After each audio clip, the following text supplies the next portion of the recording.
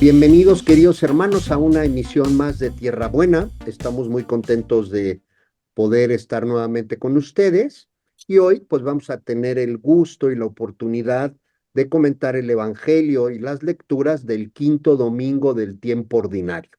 Ya quinto domingo, ya se terminó el primer mes del año, estamos arrancando el segundo mes y bueno, estamos muy contentos porque hoy está el Padre Miguel Ángel Saloma. Padre Miguel, muy buenos días. El ¿Cómo Padre estás? Jaime Paredes Saludos, ¿qué tal? y su servidor, el diácono José Antonio Tambe. Ahora le toca pues iniciar la reflexión al Padre Miguel. Padre Miguel, ¿quisieras decir algo antes de leer el texto del Santo Evangelio? Sí, ya nos quedó pendiente la plática del Evangelio de Marcos, pero una clave de lectura del Evangelio de Marcos es todo el proceso hasta el capítulo 8. El Evangelio de Marcos se divide en dos grandes partes, ¿no? El capítulo 8 es el quicio de una parte a la otra. Y entonces, en la primera parte, todos los capítulos del 1 al 7 están dedicados a la pregunta de quién es este, ¿no? De quién es este. Hasta el viento obedece, hasta el mar lo somete, los demonios se le someten. Entonces, la primera parte del Evangelio es la pregunta que no se hace académicamente, no es una pregunta académica, sino es una pregunta existencial. ¿Quién es Jesús de Nazaret para nosotros? ¿Quién es Jesús de Nazaret para ti y para mí? Hay que hacer un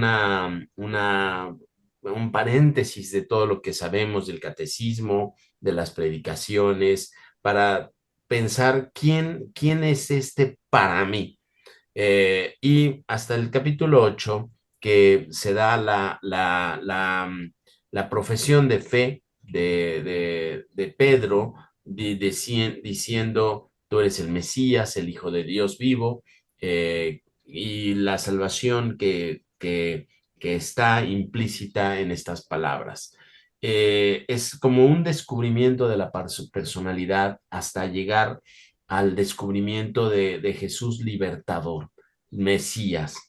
Eh, pero la primera parte y la segunda parte tienen una constante. La segunda parte es cómo es Mesías. Ya sabemos que Jesús es el Mesías, entonces la segunda parte es cómo ser el Mesías. La revelación de la personalidad pues divina y de humana de Jesús hasta llegar a la manifestación o la profesión de fe del centurión en el sepulcro, que dice, verdaderamente este es el Hijo de Dios, era el Hijo de Dios.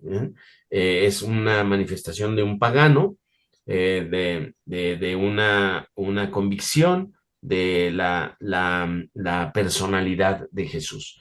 Pero en la primera parte y en la segunda parte, vamos a encontrar un concepto que en la teología se llama el secreto mesiánico.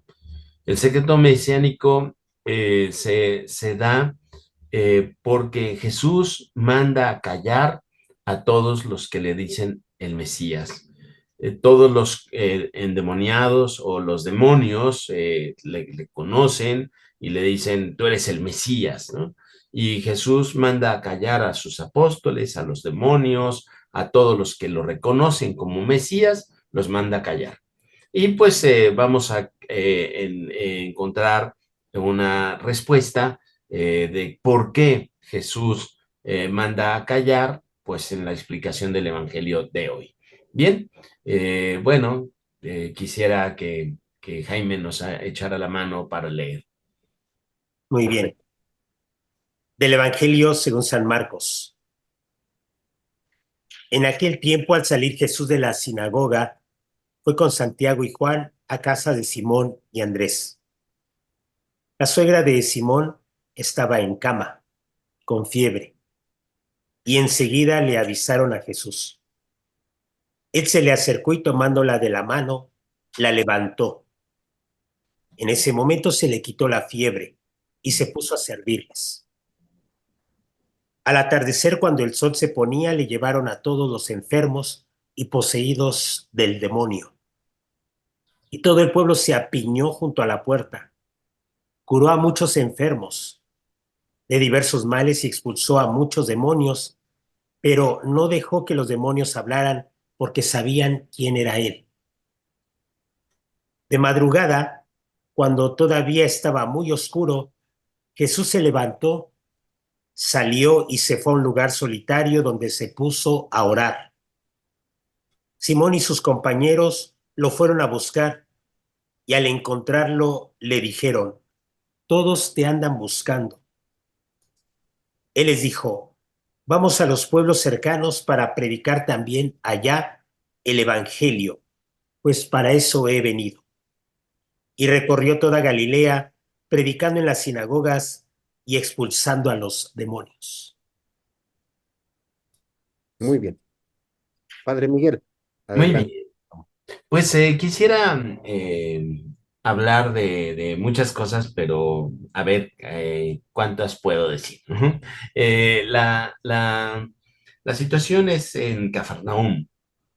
De hecho, en las ruinas de Cafarnaúm, en la actualidad, vemos de los basamentos de la sinagoga antigua, se ha elevado una sinagoga pues medieval, que nos da la idea de por dónde iba la construcción de la sinagoga. Y esto, desde la sinagoga se ve claramente el lugar de la casa de Pedro. Si sabemos que es la casa de Pedro, porque arqueológicamente tenemos grafitis que dicen que es la casa de Pedro, sobre la cual los franciscanos hicieron una iglesia, una basílica de cristal, con fondo de cristal. Una construcción maravillosa porque nos deja ver los restos de la casa de Pedro. Y en la casa de Pedro estaba la suegra. Las mujeres tenían su casa, su propia casa, cuando tenían a su marido. El hecho de que la suegra de Pedro estuviera viviendo con Pedro en su casa eh, nos habla de una persona que ya está degradada socialmente.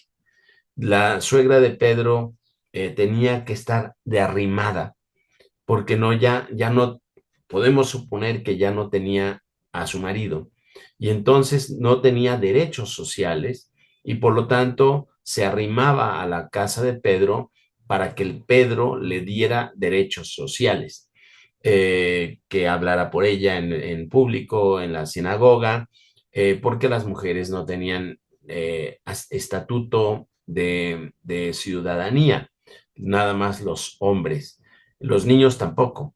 Entonces, cuando eras huérfano o viudo, una viuda, perdón, en femenino, una viuda no podía tener derechos y entonces estaba como arrimada.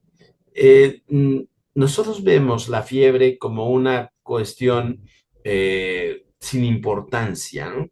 Una enfermedad no es el cáncer, no es la, la, la leucemia, entonces, pues, por supuesto que la fiebre se va a curar, pero esta fiebre es un símbolo de que esta persona, aunque no tenía una enfermedad grave, se sentía mal, se sentía mal, estaba imposibilitada para trabajar, para, para, para salir adelante.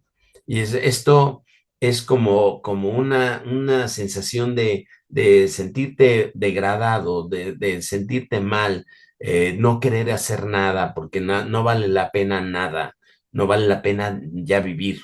Entonces, cuando nosotros encontramos a personas que están en esta situación, podemos catalogar como que tienen fiebre, no tienen una enfermedad mortal, pero se sienten terriblemente mal, se sienten que no se quieren levantar de la cama, se sienten como con el cuerpo cortado, es decir, se sienten mal socialmente. Jesús cura a la suegra de Pedro, dándole sentido en la vida. Y el sentido de la vida es el servicio. Cuando la levanta es un signo de la resurrección. Cuando la resucita físicamente en esta vida, nosotros tenemos resurrecciones constantes. Esta levantarla de la cama es un símbolo de la resurrección final, pero es un símbolo también de la resurrección temporal. Cuando la resucita, se pone ella a servir. Es decir, pasa de un estado de apestada, de marginada, de no valer nada, de sentirse incómoda, se siente arrimada, que estorba en la casa, a servir. Y esto hace que la persona resucite. La segunda cosa que quisiera comentar es que eh, eh, eh, al atardecer, cuando el sol se ponía, llevaron a todos los enfermos. Eh, el hecho de que Jesús cure, eh, el hecho de que Jesús cure es regresar a las personas a su estado normal. Los milagros generalmente los vemos como una suspensión de las leyes naturales. No, los milagros de Jesús, si les podríamos llamar así, los milagros de Jesús no son actos mágicos, son regresar a las personas a su estado normal. Al paralítico lo regresa a la movilidad, a los que están sordomudos los regresa a la escucha y al habla. Y esto de la mano tullida lo regresa a trabajar. A la suegra de Pedro la regresa a ser una persona valiosa en el servicio. Es decir, cuando le traen a los diversos enfermos, eh, diversas males, expulsó a muchos demonios, todas estas cosas nos hablan de que el Señor está regresando a la persona a su estado normal para que nosotros trabajemos y que nosotros seamos productivos. Y dice que los demonios sabían quién él era. Y entonces encontramos el secreto mesiánico. ¿Por qué el Señor no quería que se supiera que era el Mesías? Porque el mesianismo estaba considerado como un acto político, un acto militar. El Mesías iba a ser un libertador. El concepto del pueblo, del mesianismo, era que el Mesías los iba a liberar del imperio romano. Como Ciro, el emperador persa, los liberó de Babilonia, así el nuevo Ciro, el nuevo Cristo, el nuevo Mesías, los iba a liberar del imperio romano. Y Jesús nunca quiso que mezclar estos conceptos de la liberación política con la liberación que él venía a hacer. El secreto mesiánico es decir, no me digan así, aunque lo soy, aunque soy el Mesías, no me digan así, porque se confunde. La gente va a querer que yo haga una campaña militar, una campaña celota en contra de los romanos, y eso no es mi misión. Entonces, el secreto mesiánico que vamos a ir viendo en el Evangelio de Marcos habla de la no confusión que Jesús quiere que no se haga, la confusión que no quiere que se haga de su mesianismo, de su proyecto de Mesías, de su proyecto de liberación. Y entonces empata mucho la curación con el mesianismo. Y nosotros nos tenemos que hacer bolas, ¿no? Entre este concepto de liberación del hombre en toda su capacidad de producción, de trabajo, de servicio, en su capacidad de amar y de generosidad, que se ve claramente en la cruz. Cristo en la cruz es el Mesías verdadero, que no es un guerrero, que no es un sacerdote que va a renovar el templo, que no es un militar, que no es un caudillo, un guerrillero, sino un libertador de la integralidad del hombre. Y esto nos lleva a, a que, a que nosotros vayamos preguntándonos a nosotros también, ¿en qué sentido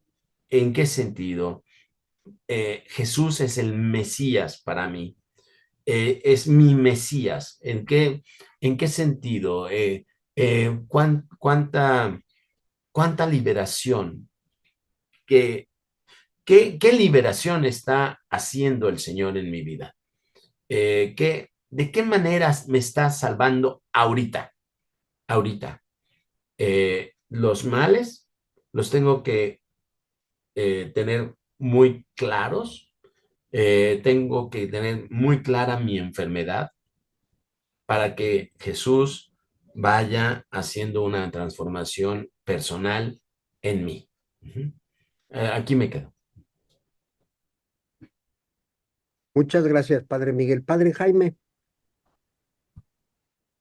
Sí, veo en el Evangelio de Marcos pues toda una jornada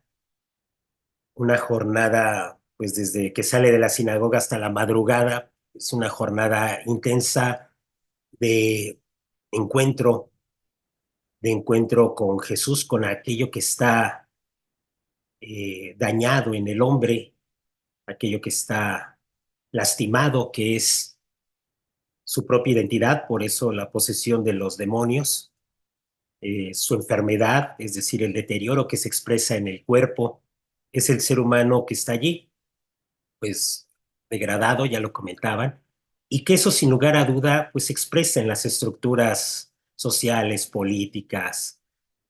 Cuando al final del Evangelio dicen todos te andan buscando, pues seguramente es como lo decía el Padre Miguel, lo andaban buscando por sus pretensiones mesiánicas, a lo mejor lo buscaban por eso. Pues sí, porque el hombre está lastimado y desde su herida pues busca como la salud superficial. De hecho, cuando pretenden que Jesús sea el Mesías político, pues lo buscan desde la superficialidad, como lo decía el Padre Miguel, lo buscan distorsionando las cosas. Cuando alguien está lastimado, pues lo más que puede es gritar y decir, a ver, ayúdenme con el dolor, sin saber a lo mejor las causas. Qué importante es este paso que Jesús nos hace dar y solamente el hombre se va a dar cuenta de su mal interior, pues desde este acercamiento de Jesús que lo refleja en la suegra, la suegra como lo decía el Padre Miguel, este signo de las personas degradadas, deprimidas, o sea, no quieren levantarse, ya no quieren vivir, ya no. Y el acercamiento de Jesús es clave. Se le acercó tomándola de la mano, la levantó. Este gesto de Dios al acercarse a lo más profundo de nosotros es lo que nos levanta. A lo mejor nosotros estaremos buscando todavía nuestras pretensiones, ¿no? De que Dios nos sane nuestra economía, sane nuestras situaciones sociales, nuestro mundo laboral. Sin lugar a dudas son responsabilidades nuestras, pero que no las podemos tomar porque estamos lastimados desde el interior. No tenemos la identidad, está robada nuestra identidad, vamos a llamarlo así, por el espíritu inmundo. Estamos verdaderamente esclavizados. Esta jornada intensa de Jesús pues lo aprenderán los discípulos y pues todos nosotros, que no es más que el acercamiento desde Dios, por supuesto, no el acercamiento desde mis pretensiones de ser Mesías, ser Salvador, te voy a curar, voy a desaparecer la pobreza, voy a quitar todos los males que existen en la sociedad. No, nos acercamos desde el contacto, pues, genuino, personal, franco, pues, con las personas. Y cuando eso sucede, sí se levanta la persona, igual retomo los puntos que habla el Padre Miguel, pues, me parecen fundamentales, pues sí, el hombre termina sirviendo. Cuando el hombre adquiere ya su identidad, va sanando su identidad, se da cuenta que puede servir, se da cuenta que es un don para los demás, que se vuelve un don de servicio para los demás y eso es salud, eso es salvación. Todo esto lleva un proceso desde pensar que Jesús viene a sanar mágicamente mis cosas, hasta dejar pasar a Jesús en mi corazón para decir, pues, ¿qué es lo que traigo? Igual, como lo comentaba el Padre Miguel, pues, ¿qué trabas tengo en el corazón? ¿De qué me está salvando Jesús hoy para que pueda verdaderamente desplegar este sentido de servicio? Entonces, por ahí yo vería el Evangelio. Muchas gracias, Padre Jaime. Pues yo quisiera en esta primera intervención comentar lo siguiente. Eh, no sé, seguramente sí, el Padre Miguel, el Padre Jaime y muchos nos hemos preguntado, bueno, ¿y dónde estaba la esposa de Pedro, no? Oye, los apóstoles tuvieron esposas e hijos y pues en los textos de los santos evangelios, pues nomás encontramos esta referencia que hace Marcos, que también la hace Mateo y Lucas, de la suegra de Pedro, ¿no? Y parafraseando al Papa Francisco, pues la suegra es alguien muy importante, ¿no? En las familias. Y entonces yo quisiera comentar lo siguiente, ya buscándole, ya ven que me ha dado ahí por buscarle un poquito a la historia, pues encontramos que Eusebio de Cesarea, que vivió finales del siglo tercero, principios del siglo cuarto, que escribió una historia eclesiástica, él toma algo que se encontró de Clemente de Alejandría, que vivió en el siglo segundo, que habla de la esposa de Pedro, ¿no? Obviamente aquí no tenemos la certeza, porque estos no son documentos canónicos, ¿no? Que estamos seguros, pero bueno, se habla de la esposa de Pedro, ¿no? Incluso hay otros documentos de esos mismos siglos que hablan de que Pedro tuvo una hija y hasta la nombran, ¿no? Bueno, está bien, ¿no? No pasa nada, ¿no? Y en el Evangelio apócrifo de Felipe también se mencionan que Andrés y Pedro tuvieron esposas. ¿Y por qué creo interesante esto? Porque no podemos olvidar, queridos hermanos, que los evangelios fueron escritos y fueron reconocidos por la iglesia para que tuviéramos la verdad revelada de que Cristo es el Hijo de Dios, de que vivió, padeció, murió y resucitó por nosotros. Ese es el mensaje fundamental. Lo demás se considera no tan importante, ¿no? Yo sé que con la mentalidad de personas del siglo XXI, pues nos hubiera gustado que tuviéramos mucha historia y que supiéramos toda la genealogía de los apóstoles y ver si todavía hoy en nuestra época hay algunos descendientes de ellos, pero pues desafortunadamente no era así, ¿no? Y no era así porque no podemos quitar el mensaje importante que es lo que nos revelan las Sagradas Escrituras, ¿no? Entonces, bueno, podemos concluir que si se habla de la suegra de Pedro, pues Pedro o estaba o estuvo casado, ¿no? Pues sí, ¿no? En esa época lo más común era que se tuvieran hijos. Se tomaba como una bendición del Señor tener hijos, ¿no? Y como un castigo que no se tuviera, ¿no? Entonces, bueno, esto no importa. ¿no? Pero yo lo que quiero, y en esto quiero basar mi reflexión en esta primera intervención, es en el anuncio del Evangelio intervinieron muchísimas personas. No solamente Pedro, no solamente Pablo, no solamente Santiago, Andrés, Juan, no solamente ellos. Intervinieron miles de personas que están en el anonimato y seguirán así. Y ellos predicaron el Evangelio porque estaban convencidos y aceptaron el llamado de Jesús. Y Pablo lo dice muy bien en la segunda lectura que vamos a escuchar el domingo, que es de la primera carta de Pablo a los Corintios, en donde dice, no tengo por qué presumir de predicar el Evangelio, pues, puesto que esta es mi obligación. Ah, caray, dice uno, ¿cómo? ¿Yo tengo obligación de predicar el Evangelio? La respuesta es sí, queridos hermanos. Cuando fuimos bautizados, nos volvimos profetas con Cristo, en esa triple dimensión. ¿Se acuerdan? Sacerdotes, profetas y reyes. Y estamos llamados a predicar el Evangelio, y eso no lo hacemos por mérito nuestro, lo hacemos por iniciativa e invitación de Jesús. Entonces yo les quisiera proponer que, pues, en la reflexión que hagamos ya en lo individual o con las familias de las lecturas de este domingo, veamos cómo yo tengo que predicar el Evangelio, no para pasar a la historia, no porque yo aparezca en un libro, porque así encontraré mi recompensa, como dice también Pablo en esta primera carta a los Corintios, ¿no? ¿En qué consiste mi recompensa? En proclamar el Evangelio.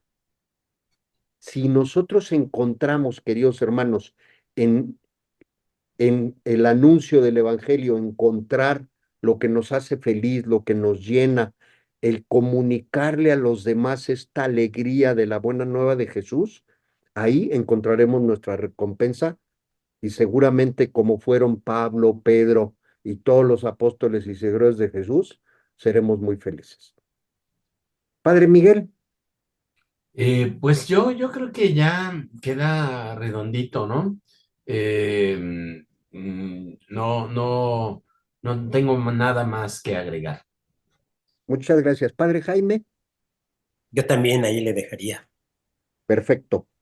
Yo, como dije que en esta segunda rapidísimo, fíjense cómo, queridos hermanos, al final del Evangelio que leímos, se dice que Jesús de madrugada, estando todavía muy oscuro, se levantó y se fue a orar, ¿no? Es la gran invitación de cómo Jesús se prepara e inicia el nuevo día siempre orando.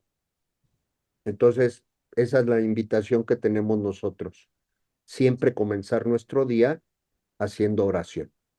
Pues muchísimas gracias por vernos, escucharnos. Si les gustó este video, le pedimos que cuando, en donde está el pulgar hacia arriba, opriman la tecla para que les diga que les gusta, que nos ayuden a compartir este video y pues les agradecemos que nos vean cada semana y pues les deseamos que Dios les bendiga y esperamos con el favor de Dios verlos la próxima semana. Hasta pronto. Chao.